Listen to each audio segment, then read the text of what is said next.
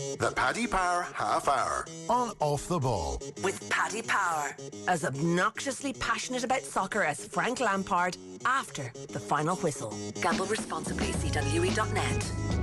Still to come on our OTB football special, we will have a special sit-down between Wes Brown and David Myler to come in about half an hour's time. But it is time now for the Paddy Power Half Hour. We're going to take a look forward to this weekend's football and a look at the markets in terms of what's going to happen in this 2021 season of the Premier League. We're joined by the host of Team 33 from Off the Ball. It is Enda Coll. We've also got Gary Breen and we've got Paddy Power to have a conversation about everything over the next half hour. Enda, good afternoon to you first of all. Will, how's it going? Not too bad. We had our first Paddy Power Half Hour of the new season last weekend and no great surprises in terms of the results, but we've got a hell of a game to look forward to this coming Sunday. It's live on Off the Ball with thanks to Paddy Power at 4 o'clock this Sunday, and that's Liverpool against Chelsea at Stamford Bridge. We'll probably get a reasonable idea of where Chelsea and their new signings are at when they take on the defending champions. Yeah, but I said last night, my prediction after watching game week 1 is that you can't write off any team based on one game in the Premier League, and I stand by that. A lot of people are sort of making a snap judgment now on where Chelsea are at compared to where they expected them to be, but only 2 of their signings started last night. They still have Chilwell to come in, they still have Thiago Silva to come in, and they still have Sarr to come in as well, and potentially even a goalkeeper. So I'm not going to write off Chelsea in terms of where I predicted them to be, and that's fighting for a second place side. Liverpool look weary at the back, but they'll probably tighten up again. Plus, Leeds were perfectly suited to do that to Liverpool. They're the type of team that start in the front foot anyway. So I think my predictions so far have been pretty much steady as I thought they would be, but in terms of relegation, Fulham, as expected, are in real danger as well. So it'll be interesting to see where City are at. That's the team I'm most interested in. Not so much Man United. I think they'll be level enough to where they were last year, but City haven't built as much as we would have expected. So I'm really looking forward to seeing them this weekend, see where they're at as well. Yeah, we'll talk about Man City and Manchester United. We didn't get to talk about them a huge amount earlier on because they didn't play on game week 1 because they were given that extra time off because of how deep they went into the European competitions in the Europa League and the Champions League respectively. Gary Breen, to bring you in on this one, we're looking at the potential winner of the Premier League for this season. The feeling we had earlier from chatting to Gordon Strachan and Phil Thompson and Kenny Cunningham, they all reckon it's probably going to be a race between Liverpool and Man City, but in all likelihood they're not going to be quite as far in front, those two, as they have been from the chasing pack in the last 2 seasons. What's your read on the title race this year?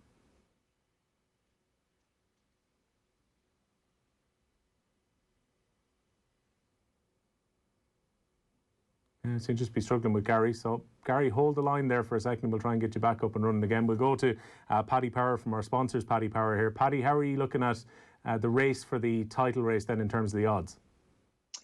Yeah, well, look, it's funny. It's everyone's calling it, isn't it? Like, it looks like a toss of a coin between City and Liverpool. Some pundits saying that City are a deeper squad, so they'll go on further. And they're actually odds-on favourites to 8-11 to go and win the league. Liverpool are 15-8. And it is, I mean, the fact that Liverpool haven't haven't done that much business in the off-season would maybe be a small worry for Liverpool fans, but they did win in a canter last year, and it kind of showed how important it was to get away quickly. So it probably is between those two. Maybe Chelsea, after spending all the dosh, will be proper contenders, but I mean, they're 9-1 shots, and United and Arsenal will probably flatter to deceive a little bit. Well, United might challenge, I guess. They're 14-1, so it does look. The odds would suggest it is between odds on Man City and Liverpool, but that's, I mean, you're not going to get rich predicting that, So I think there'll be a few surprises along the way, but I find it hard to see Liverpool. The gap will close, I think, between themselves and City. It's hard to see them getting beat, but at the same time, historically, only United really have dominated the Premier League, haven't they? Have managed to dominate like a couple of seasons in a row, so it is quite difficult to back up winning the league. So it'll test their mettle, definitely, Liverpool. Hard to see if we're going to get to a point either, Paddy, where teams are coming up to quite the level that both Liverpool and Man City have been at in terms of this being sustainable. 90-plus seasons back-to-back, particularly 2 seasons ago, both teams went almost perfect records. Liverpool go over the 90-point mark again in winning the title last season. Given particularly that they've only had 30-40 days off, even less time for Man City, given they were in the quarterfinals of the Champions League, it's difficult to see both City and Liverpool getting to that kind of points number again, I think. That's a fair point, but at the same time, you got to think they've got probably a deeper squad than some of the other teams, some of the I guess certainly the new teams into the league and the mid-table merchants as well. But I agree with you. I think this year with the shorter run in, I presume they're going to start the season not quite at 100%. They won't be quite humming. So, say Klopp, for example, be happy enough. He'd be happy to get away with a win against a real proper danger team in Leeds. And the way the match turned out, I'd be happy to get away with the points there, because you can be sure they're running at 90% or 85%. It's like a racehorse getting ready for races later in the season. I think that's the way the big teams will certainly approach. And I agree with in the intro there. I think it'd be interesting to see how Man City go and see where they are in terms of their pre-season and that, because Liverpool showed last year that if you do get away, it could be hard to be pegged back, especially when you're one of the top teams that gets away. So I mean, there's an opportunity for one of the lesser teams to try and just take a bit of a claim early doors, but yeah, I mean, I think the overall over the period of a long period of time during the season, I think obviously the deeper squad's going to probably win out. Yeah, we've got Gary Breen back with us now. Gary, your read on the title race then, is this as simple as City against Liverpool for the third season in a row? I think that will be the main focus. So we talked about the fact could Chelsea, Manchester United with their signings bridge that gap, but you're talking about being 30 points behind. That's an awful lot to do. The relentless nature of both Liverpool, City over the last couple of seasons, the consistency levels have been incredible. They really have. But with the investment that United have had, Donny van der Beek coming into midfield, the very fact that Chelsea have spent so much money as well suggests that they will be looking to bridge their gap. I think the owners will demand that off of those young managers, rookie managers as such at this level. But it's going to be a fascinating one. It really is. How quickly those guys bed in. Certainly, we saw a couple of them last night for Chelsea. I look at Timo Werner. I think he's going to be amongst the goals. I think he's going to continue to get into those dangerous areas. And if you then think about the quality that Chelsea have in that 10 area, they have a host of quality now with Pulisic, Havertz now as well, Mason Mount. They've got some real quality. They're big problems for both of Manchester United and Chelsea in terms of getting up to the level of Manchester City and Liverpool, is how strong they can be defensively, because there's still a vulnerability about both sides. Having said that, I'm looking at Manchester City. Can they bridge the gaps to Liverpool? And I think to do that, they're going to have to add to their centre-half possibilities there, because I think Nathan Ake's a good signing at £40 million. I genuinely do believe that, but I don't think he solves the problem they do have at centre-half, and that's not having that physical presence in a way that Van Dijk does for Liverpool. Yeah, I wonder as well, Gary, whether Manchester City were waiting to see what was going to happen with the Leo Messi situation at Barcelona before they decided to spend more money, because they brought in Ferran, the winger from Valencia, and they brought in Nathan Ake, then have gone quiet. But the feeling would be that there's some more bodies needed in there, particularly when you consider David Silva has gone. There's talk that maybe one of Bernardo Silva or perhaps Mahrez could end up being sold. And Leroy Sané has left. I know he was injured most of last season, but he's not available now. City probably need another signing or two just to bulk out that squad.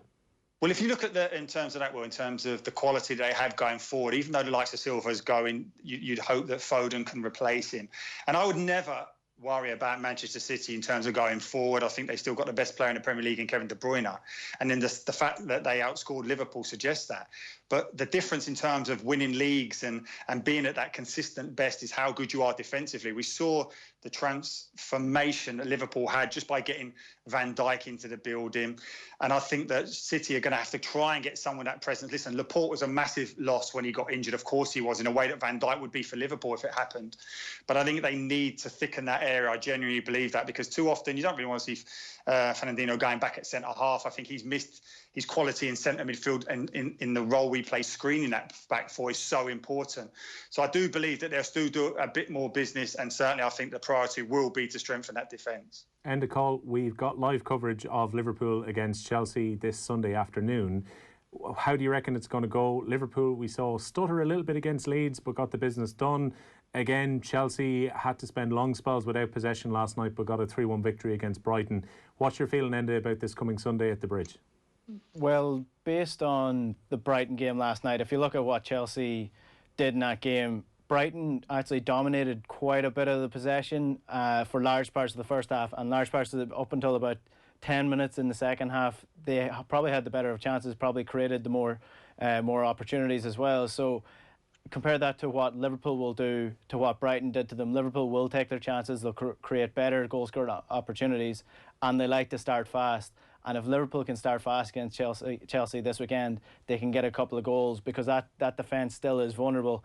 Salah, if he's on the form that he was in the first week, we've seen that the reason that Chelsea brought in Chilwell is because Marcus Alonso doesn't have the legs to get up and down anymore, and that was one of the biggest weaknesses for Chelsea against Brighton as well. So if Salah's on the same form as he was in the opening week against Leeds, then I think that down the right-hand flank is where they can do them damage. Liverpool also do look vulnerable at the back, and if Werner is quite a good striker in the sense that he can really pull teams wide and drag them. If he can go out the left against Trent, down the right-hand side of the Liverpool defence, and then cut in like he did against Brighton a couple of times, then that's where they can get their opportunity. So I expect there to be goals, definitely. I do think Liverpool will have too much quality this weekend, though. Paddy, when it comes to goals, a lot's been made of the fact that Chelsea had the worst defence in the top 10 of the Premier League last year. They were leaky on set pieces. They were leaky on the counter-attack. That game at Anfield towards the end of the season, when Liverpool got in behind them, they carved them open. Can we expect plenty of goals at Stamford Bridge on Sunday? I hope so. I mean, it was a pretty good start to the league anyway, wasn't it? But I hope we can. Obviously, Van Dijk is finished because he made a mistake, didn't he, against Leeds? So he's obviously forgotten how to defend. So, but funny. I mean, I think from a Liverpool perspective, first of all, I think Liverpool probably will be quite. They won't mind so much. I mean, Leeds are going to be as attacking a team probably as you're going to get in the league this year, with certain possession wise and everything like that. And they looked very dangerous. They'd be delighted to have Fulham themselves this weekend. But from a Chelsea perspective, yeah, I think not having the ball is going to be an issue massively against Liverpool because of the quality they have and the quality they have in midfield, and especially going forward quickly. So yeah, Liverpool have to be favourites. I think you're going to think their score going to at least 2 goals. So hopefully Chelsea will bang in a couple and it'll be another cracker of a game. But I think Liverpool will edge it in a high scoring one. I'd say if Chelsea get beat easy, I think they're probably not going to challenge for the title this year. But if they battle hard, even if they lose by the odd goal, I think they might just have to take a bit of confidence from that. But I think Liverpool will expect to go here and get a result. Yeah, Gary Breen, when it comes to that mistake by Virgil van Dijk for the Bamford goal last Saturday at Anfield, we're talking to Kenny Cunningham about it earlier. He was saying, look, this is one of these things. He has been so good at controlling the ball and flicks and tricks and everything over the last couple of years. It shows the confidence in his ability that he felt he could hook that ball and just turn around and play it himself as opposed to putting it back to Alisson. I would imagine this is just one of those rare mistakes. It's not going to lead to a drop-off in form in Van Dijk. Oh, no, and in terms of his quality, I do believe he's the best centre-half in the world, and I think that every centre-half can make mistakes. And you're right, he plays with such confidence, but that's because of the high standards that he has set himself. So it's always a difficult one because none of these teams have had a proper pre-season as such, and none of them are at the top of their game. So it's going to take time to get there. And it's not just about fitness, it's about your timing, how you receive the ball, how you pick up the flight of it. So all those things will get better, of course, but I'll be fascinated to see in terms of that game against Chelsea, in terms of how Werner likes to pull on that to that left-hand side, and whether or not he will get in situations against Van Dijk, because he's the one centre-half, even with a high line, that he can stay with flying machines. He really can. So I'd expect him to have to be at his best. I think he will be. I know I said about it takes a few games to get there, but I wouldn't be overly concerned about that for Liverpool. Gary, just a quick one while we're on the Van Dijk mistake. How much of that is down to Van Dijk himself and how much of that is down to his teammates? Because surely that should have been communicated with him by either Alisson or Joe Gomez or Andy Robertson, that there was a man coming on there and he shouldn't have taken that touch in the first place. Well, I think he's playing at such a high level. He's got that awareness. He knows what's happening around him. He'd have backed himself to execute that bit of skill. So I think it's a bit of both. You can always help as a centre-half. You get that information, even though you should really be looking after business yourself. So, listen, it wouldn't overly concern me. I know there's been a suggestion that he's kind of getting a little bit carried away with the stature he's got in the game now, and I can understand that a little bit. I think even if you speak to his coaches as a young player, the game seems to be relatively easy for him as a young player. His concentration levels weren't at what they should be. And then suddenly he comes down to the Premier League, goes to Liverpool, and he becomes everything that everyone hoped he would be as a young player in terms of that great physicality, that ability on the ball, how he impacts not only on the opposition, but on his teammates. He elevates them to another level in a way that, the likes of Roy Keane did for Manchester United all those years ago. So, listen, I wouldn't be overly concerned about it. I think with a few more games, he'll get back to those high standards. And give me your take on Manchester United, because we haven't had a chance to talk about them a whole lot so far, because they didn't play on weekend number 1. They've not made a huge amount of business. Bake is a huge signing for them to get in to bolster their midfield. We'll still wait and see where he plays, if it's going to be, say, him, Fernandes and Pogba, or whether a sitter in Fred and Matic is needed in that midfield too. What are you expecting out of Manchester United this year, Enda? They need more consistency. I was looking at them their start to the season last year, and it was one of the worst starts since the 90s. I think worst start since before Alex Ferguson's time. But then the second half of the season is where they really kicked on, and we've seen too much of this under Ole Gunnar Solskjaer, is that they have purple patches for long periods of time, and then they drop off. You sort of seen that drop off near the end of the season as well. So you're hoping that if they start better this season, then they will definitely finish with more points than they did last season. But they need more depth in that squad.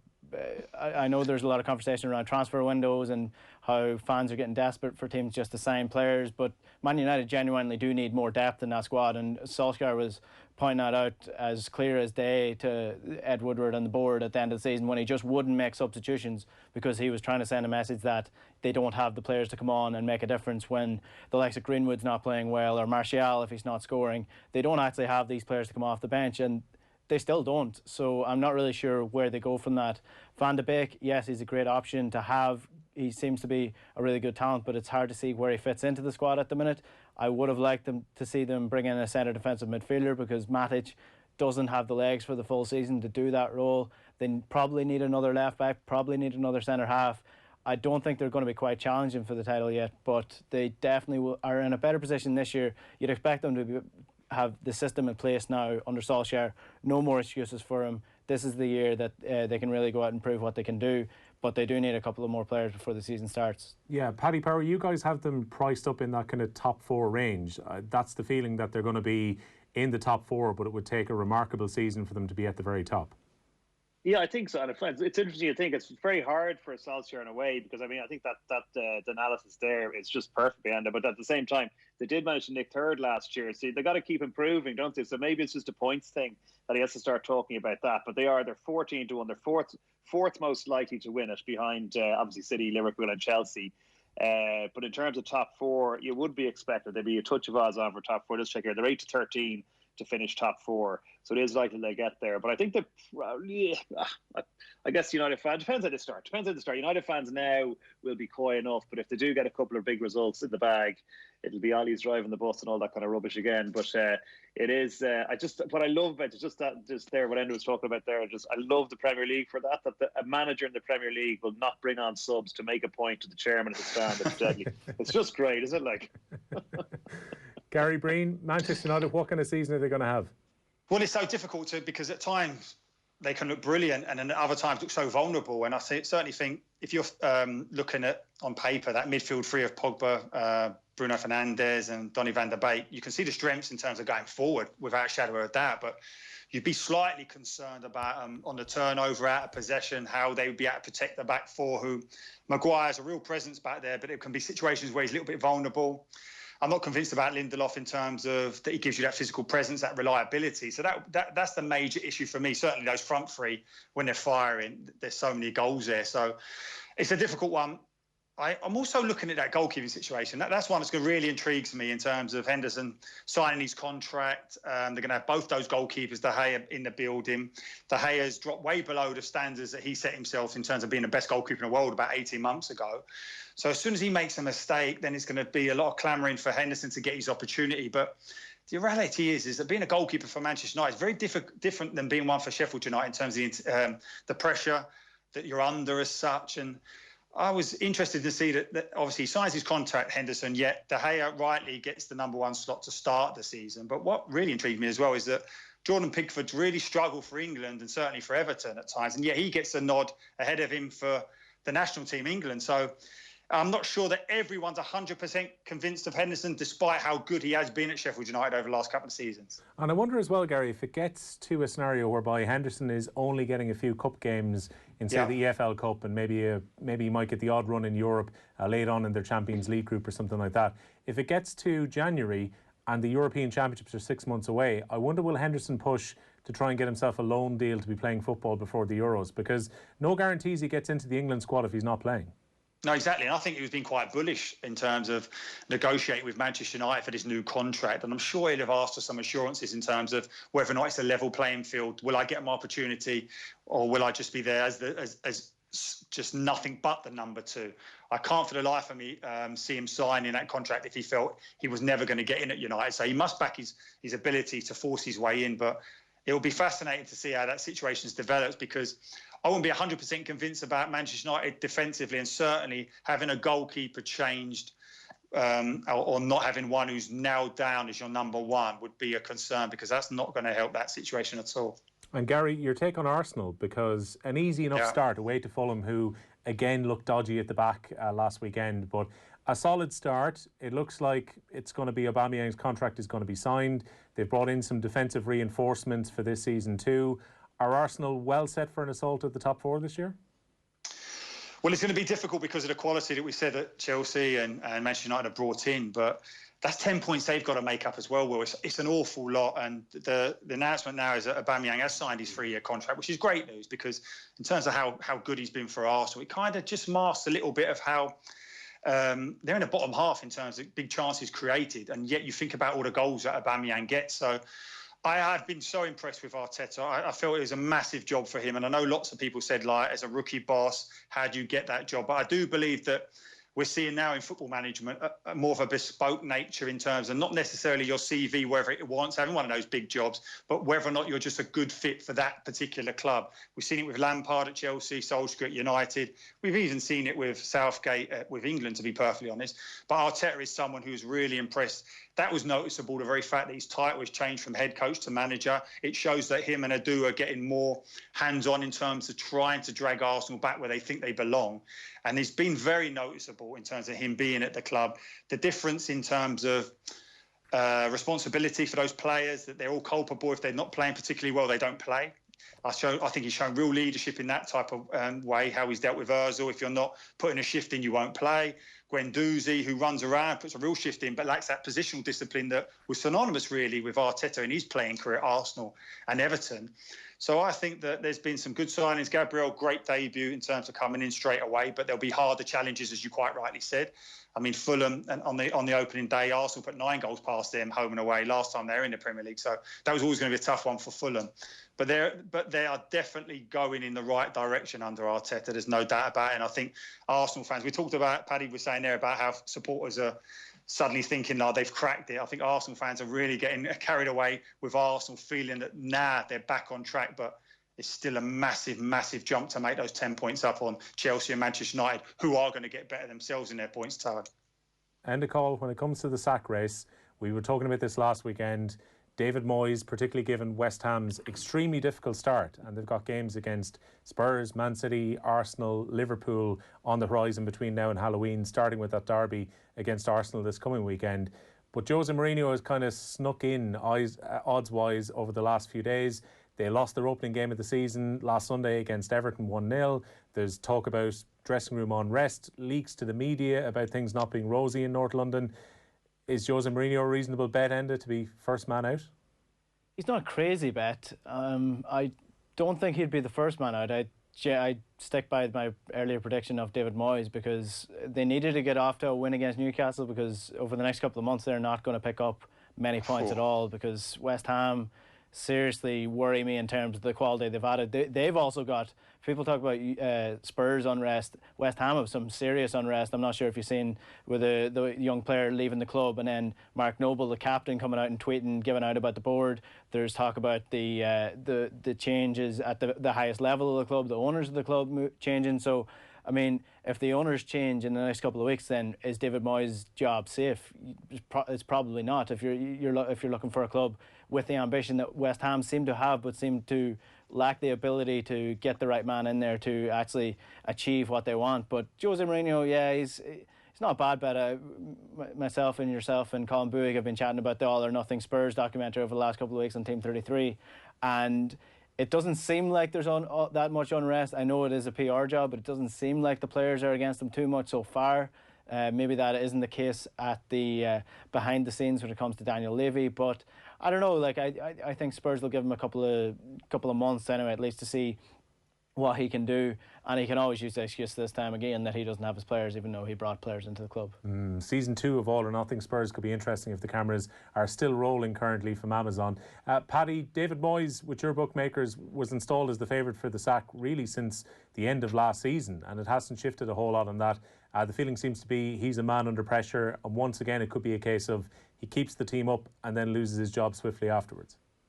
Yeah, poor old David Moyes. I mean, Jesus, one thing he's been consistent has been favoured for the sack, which is unfortunate for him. Like, but he just seems to basically inherit these absolute. I can't even use the word on radio, but anyway. But yeah, West Ham is a bit of a basket case, and all that stuff going on in the background that can't be good in the dressing room. So yeah, so he's got to be favoured, to be honest. We've Scott Parker in his second favourite. I think it's a bit harsh actually. I'd imagine they're going to have a little bit more patience when they've just been. Although the last time they went up, they went straight back down, didn't they? So so hopefully he might get a bit of time. Roy Hodgson's there at 11-2. He's a master at survival. He probably won't be the one.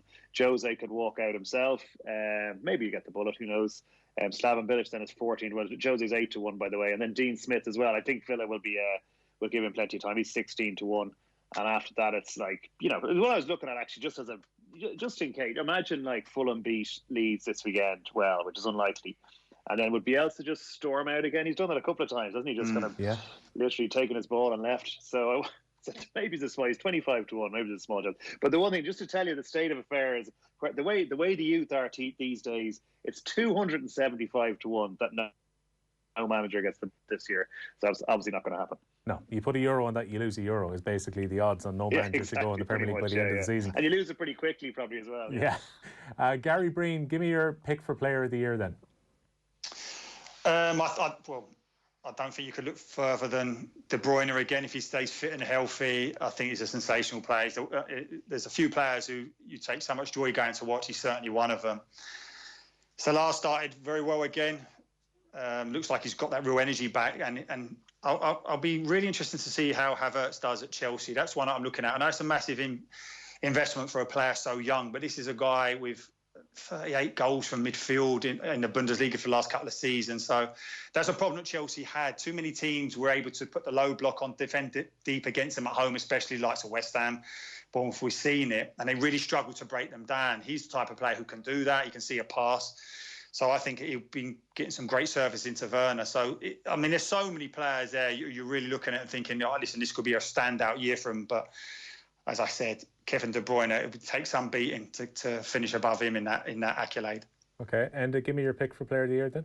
I said Bruno Fernandes. He probably won't get it because United aren't going to win the league. They never usually give it to a player who doesn't win. He might win Writers' Player of the Year, one of the fake awards that they make up every so often. So I think Bruno Fernandes will be stand out again this year for United.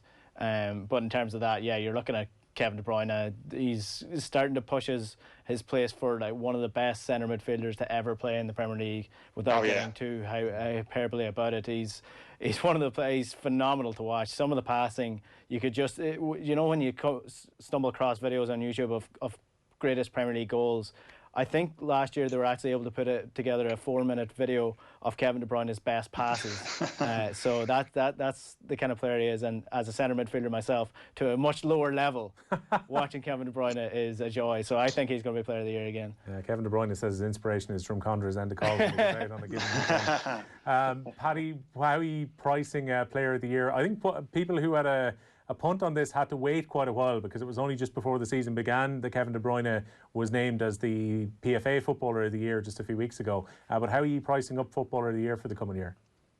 Yeah, he's funny enough. He's favourite, but he's 5-1 favourite, so he's certainly backable. I think De Bruyne, Mo Salah's 11-1, Bruno Fernandes in between the two of them at 17-2. And the case has been made for De Bruyne there. But as a striker in five-a-side, whenever I play, to go back, I think one of the stories that didn't get a mention really. One of the stories of last season was how close Danny Ings came to Golden Boot. And I just he's 100-1. If I found €1 on the ground, I might throw it on him. Just for he didn't even make the PFA Team of the Year. That was insane. It's mad, isn't it? Yeah, no, it's mad. But so De Bruyne will most likely win it, but I'm putting money on Danny Ings at a protest. Right, we're going into the closing stages here, and give me a top scorer pick for the year then. Aubameyang. Okay, simple as that. Yeah. New contract, happy out. Gary Breen?